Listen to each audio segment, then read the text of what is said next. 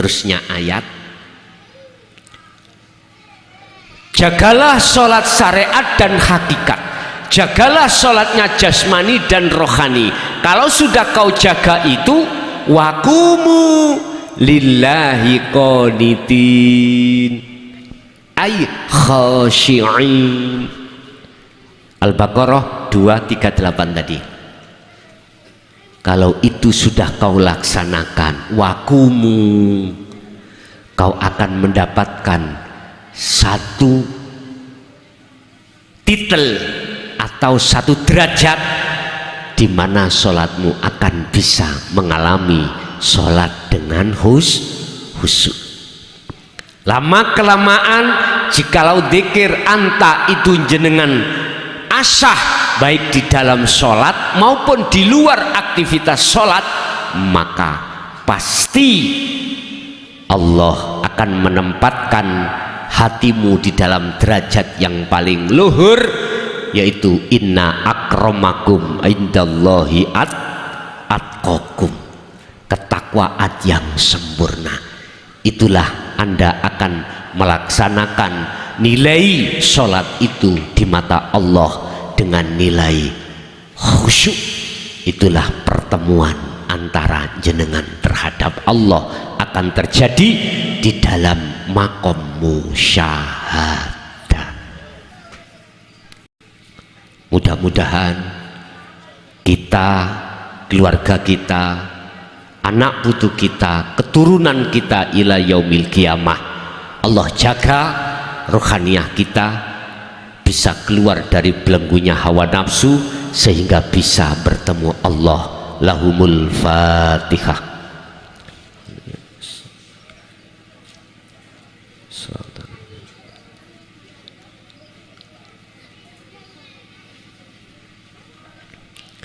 Bapak Ibu hadirin jamaah rahimakumullah, surah Al-Baqarah tadi ayat 238 itu ada kolerasi, ada sambungan surat Ali Imran tadi ayat 31. Jikalau kau betul-betul mengikuti aku, tidak hanya syariat saja, tidak hanya syariatku saja, tetapi hakikatku juga, maka yuhibbukumullah, Allah akan menjadikan kau sebagai kekasihnya. Alhamdulillah. Mengapa Allah, apa alasannya Allah menerima cinta kita? Karena ruhaniyah kita yang asalnya bercinta dengan hubbus syahwah, kita tinggalkan, kita lepaskan dalam diri kita, barulah Allah akan menerima cinta kita. Ingat, Allah tidak mau kita duakan, Allah tidak mau kita madu.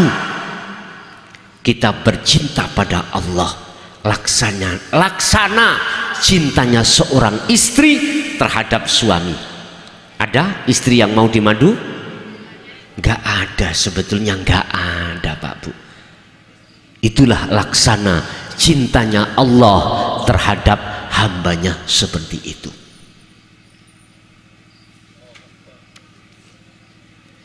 Beda kalau jasmani Pak. Kalau jasmani monggo.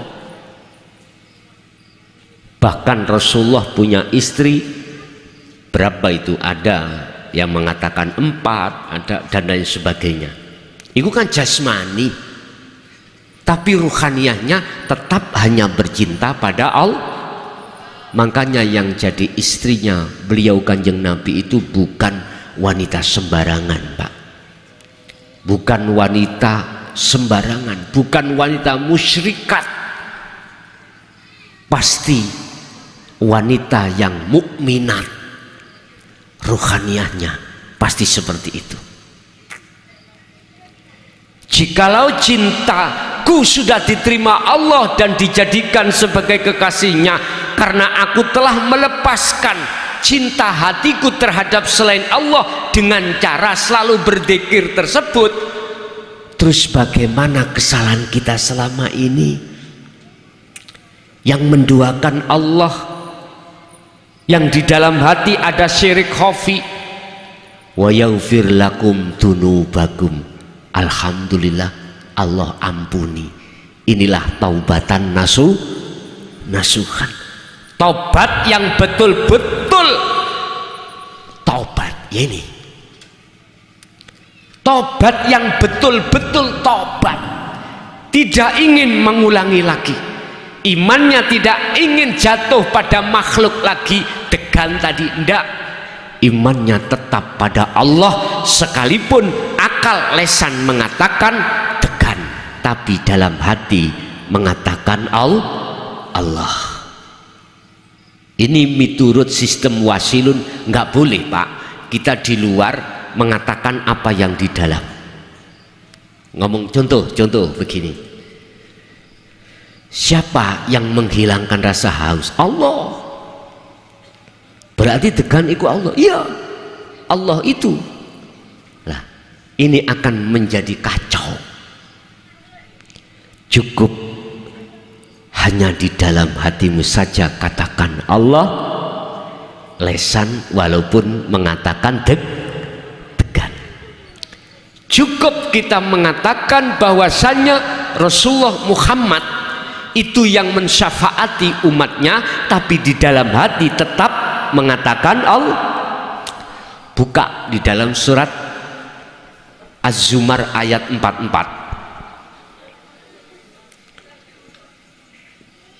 Az-Zumar 44. Allah berkata, kul, katakan Muhammad, lillahi syafa'atu jami'an. Muhammad katakan, ini perintah Allah loh Pak terhadap beliau Kanjeng Nabi. Katakan Muhammad, apa yang dikatakan? Rupane yang dikatakan lillahi syafa'ah jami'an. Lillahi ku tetap kedue Allah opo asyafa'atu pertolongan jami'an kelawan sekabehane. Artinya katakan Muhammad, seluruh syafaat itu milik Allah. Bila mana terjadi padaku, aku adalah hamba yang diizini oleh Allah untuk menyalurkan syafaat pertolongan. Itu loh maksudnya. Jangan lantas kita mutlak meyakini bahwasanya Muhammad itu yang memiliki syafaat. Jangan miturut kacamata hakikat. Boleh hati kita mengatakan Rasulullah yang memberikan syafaat pada kita, boleh, tapi dalam hati tetap mengatakan imannya hanya pada Allah. Inilah keseimbangan antara hukum syariat dan hukum hakikat. Ya, inilah sistem wasilun yang dilakukan Rasulullah Shallallahu Alaihi Wasallam. Jadi kesalahan kita mulai akil balik sampai entah berapa puluh tahun kita, tiap saat dan waktu kita telah beriman pada selain Allah, diampuni. Ini Allah loh ya, Quran ini Allah. Syaratnya kalau jenengan ini masih ada kesempatan hidup dan bertaubat, kecuali bagi jenengan, bagi orang yang tetap tidak mau bertaubat, dia sampai mati. Lah ini beda lagi. Az-Zumar 54 Allah katakan, wa anibu ila rabbikum wa aslimu lahu min qabli ayatiyakumul adzab tsumma la tunsarun. Wahai ruhaniyah yang tadinya itu beriman terhadap selain Allah, lekaslah kembali kepada Tuhanmu. Iman maksudnya Allah secara agama Islam. Mengapa Apa sebab ayat ini diturunkan? Sebab keadaan ruhaniyah kita selama ini berpuluh-puluh tahun telah beriman pada selain Allah. Akhirnya dimunculkan, wa anibu ila rabbikum, kembalilah pada Tuhanmu, wa aslimu lahu, baru Islammu sempurna, syariat thariqat hakikat makrifat, barulah kau akan bisa pasrah dengan sebenarnya pada Allah. Lakukanlah hal ini min qabli ayyatiyakumul azab, sebelum datangnya kematian. Baru ini diampuni, Pak. Makanya sisa umur kita tinggal berapa kita tidak tahu. Nggak mungkin mati itu nunggu sakit dulu, nggak mungkin, tidak mesti. Nggak mesti harus nunggu tua. Bisa muda mati, bisa masih sehat mati. Kakak saya, kakak ipar saya ini sudah mungkin 17 harinya tanpa sakit. Dia habis dari pasar, pulang ke rumah, sholat duhur, kemudian tidur, lalu berpesan sama suaminya, Mas, nanti putu kita kalau ngaji kasih apa, sangu, biasa sangu itu Pak, buat ngaji TPQ itu Pak ya, di majelis. Aku tak tidur, asar dibangunkan gak bangun. Suaminya awalnya tidak menduga kalau itu sudah mati. Tahunya itu dalam posisi tangannya sedakep. Akhirnya curiga, ambil kapas. Makanya kalau kita ingin tahu ini betul-betul sudah meninggal atau tidak, kalau Abah dulu itu memberikan cara melihatnya gini, lihat urat nadinya dulu di leher ada denyutan enggak. Kalau enggak ada, lalu ambil kapas. Kapas itu taruh di depan kalau goyang berarti masih hidup. Kalau enggak goyang, udah panggil Wak Mudin. Itu iya Pak, panggil Wak Mudin, dimandikan, disolati, dikafani, disolati, lalu dikubur. Akhirnya dilihat kapas enggak goyang, berarti kan enggak bernafas lagi itu toh. Akhirnya asar itu sudah meninggal. Orang sekampung enggak percaya karena tadinya itu dari pasar pulang, duhur sholat, kemudian tidur. Loh, siapa yang menyangka hal itu bisa terjadi pada diri kita, di antara kita? Oleh sebab itu Allah berpesan, wa anibu ila rabbikum, lekaslah hatimu yang tadinya ada iman selain Allah, yaitu terhadap makhluk, kembalilah pada Allah yang sesungguhnya. Otomatis kita harus mengikuti, meneladani Kanjeng, tidak hanya syariatnya tetapi juga hakikatnya. Kita harus berilmu tasawuf, caranya kita harus punya mursyid, punya punya guru akhirat, karena guru akhirat itulah satu-satunya hamba Allah yang mendidik dan mengajari kita tentang ilmu tasawuf atau ilmu tauhid, cara untuk kita keluar dari belenggu rantainya hawa. Mohon maaf, sak kampung niki suk bulan Ramadan nek atine kersa, kalau hatinya mau, istri izin suami, suami izin istri, sekalian sak anak sak keluarga bawa ke pondok saya. Nggak usah mikir masalah makan dan tempat, nggak usah dipikir. Kalau mau, khusus dalam Ramadan, pondok Ramadan saya didik mulai awal tentang dinut tauhid dasar. Habis itu akan kami wejang bagaimana caranya melepaskan belenggu rantainya hawa nafsu di pondok itu. Habis itu pulanglah, 40 hari 40 malam silakan.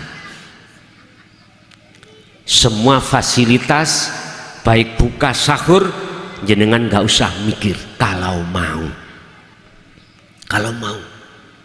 saya punya anak 3 Gus, bawa sekalian ke sana. Kalau mau. Kalau Anda tidak mau, mohon maaf, umur jenengan tinggal berapa? Kita lupa, nggak tahu Pak. Qad khasiral ladzina kadzdzabu biliqa'illah. Sungguh sengsara, sungguh merugi kita manakala kita mendustakan di dunia ini tentang pertemuan terhadap Allah. Sungguh sengsara. Sebaliknya ayat itu, qad aflahal mu'minuna alladzina hum fi sholatihim khashi'un. Sungguh beruntung bagi orang-orang mukmin ketika sholat dia selalu bertemu Allah.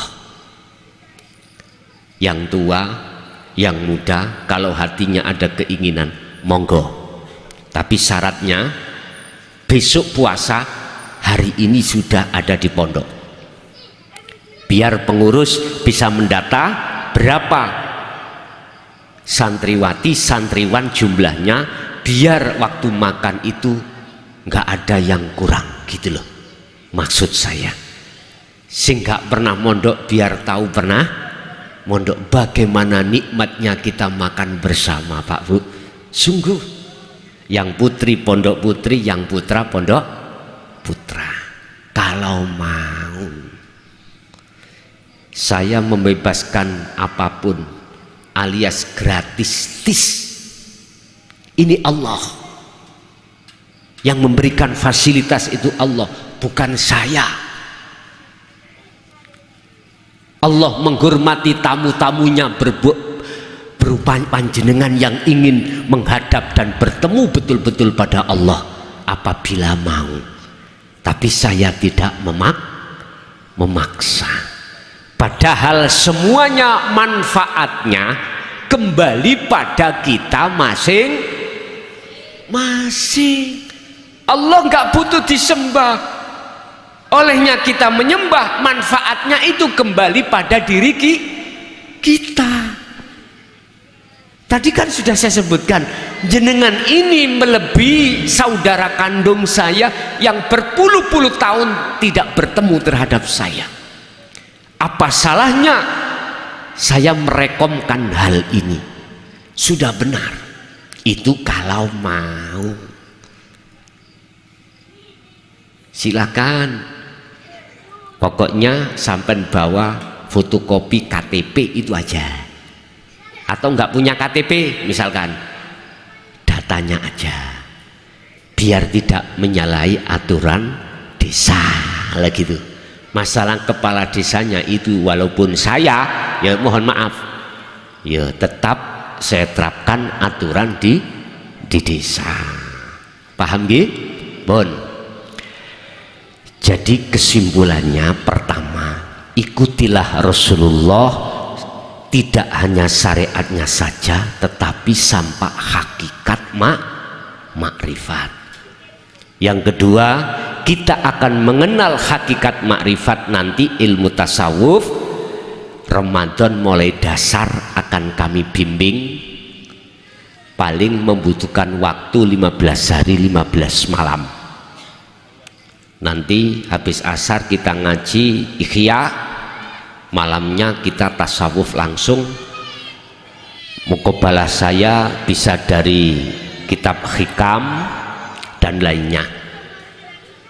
Yes. Kedua, Bapak Ibu, kesimpulan materi kita, benahi sholat kita yang selama ini belum khusyuk pada Allah. Cara kita membenahi sholat kita biar khusyuk, didiklah hati ini dengan sholat secara hakikat. Sholatnya ruh itu kita didik dan kita lakukan secara ringkas. cara sholat ruhaniyah kita harus berzikir la ilaha illa anta. Fungsinya yang kumaksud, imani, rasakan ketika Anda takbiratul ihram, hatimu harus merasakan kehadiran Allah yang ada di dalam dan di luar dirimu, yang menggerakkan dirimu. Hati harus hanifan masuk di situ. Akal jangan diikutkan, cukup hati. Urusan nanti bagaimana Allah memperjalankan ruhaniyah kita waktu sholat, itu urusan Allah.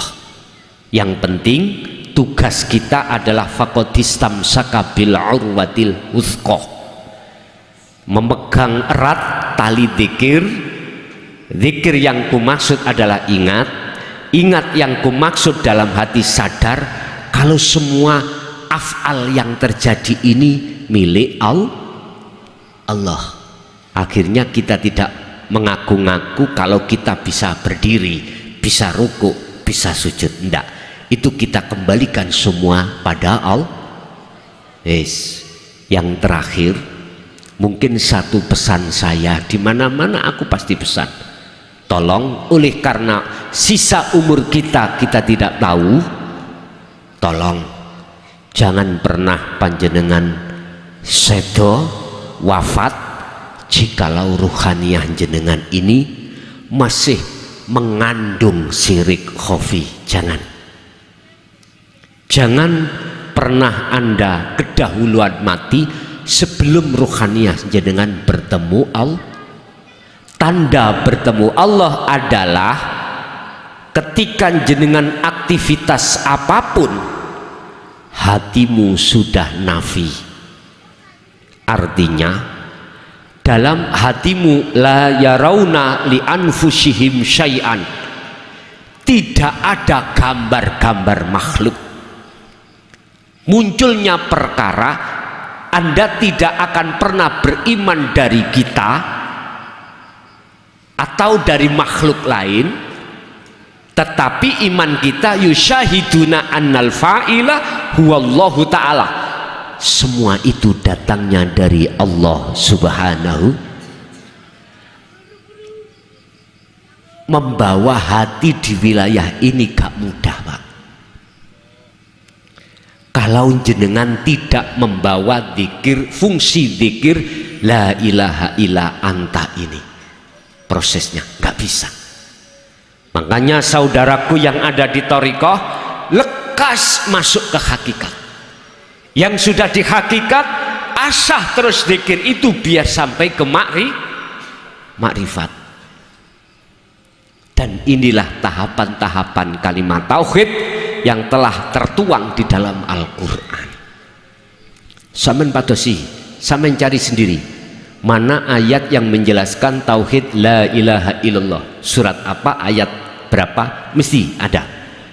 La ilaha illa huwa muncul, la ilaha illa anta muncul, la ilaha illa ana. Semua ini termaktub di dalam Al-Quran.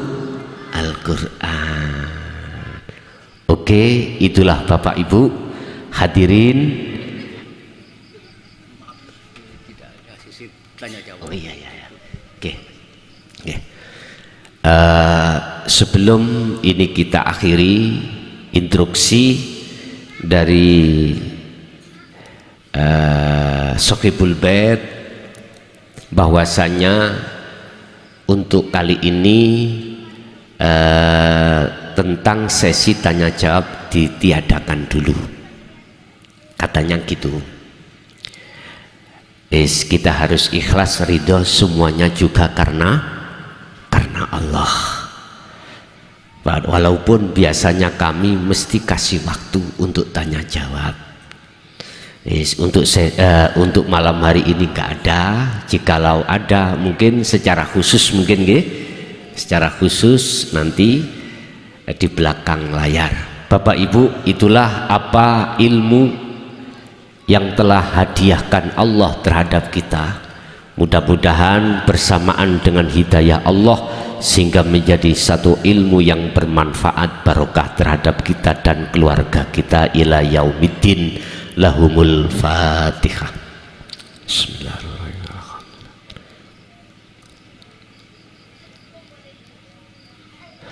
Allahumma salli wa sallim ala sayyidina Muhammad. Alhamdulillahi rabbil alamin.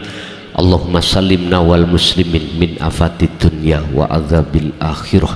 Allahumma nawwir qulubana binuri hidayatika wa ma'rifatika wa ila auladina wa azwajina wa dzurriyyatina wa ahli baitina ila yaumil qiyamah. Ya Allah, ya Fattahu ya Alim, iftah lana bifutuhil arifin wa ilaihim. Ya Allah, ya Rahman, ya Rahim, yassir lana fi kulli umurina fid dini wad dunya wal akhirah. Ya Allah, mudahkanlah urusan kami yang ada kaitannya dengan dunia ataupun akhirat. Ya Allah, bukalah hati kami yang gelap gulita ini untuk bisa bertemu terhadap-Mu ya Allah. Ya Allah, jadikanlah anak-anak kami, keturunan kami ila yaumil qiyamah menjadi anak-anak yang solih dan solihah kepadamu. Rabbana atina fid dunya hasanah wa fil akhirati hasanah wa qina. Wa sallallahu ala sayyidina Muhammad. Alhamdulillahi rabbil alamin. Al-Fatihah. Bismillah.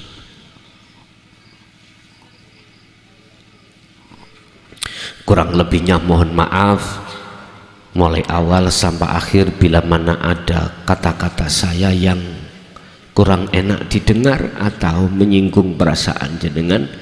Kami atas nama pribadi Mukhlasun Rosyid nyuwun ngapura ingkang kuwadah. Hadanallah wa iyyakum wal afa minkum. Assalamualaikum warahmatullahi wabarakatuh.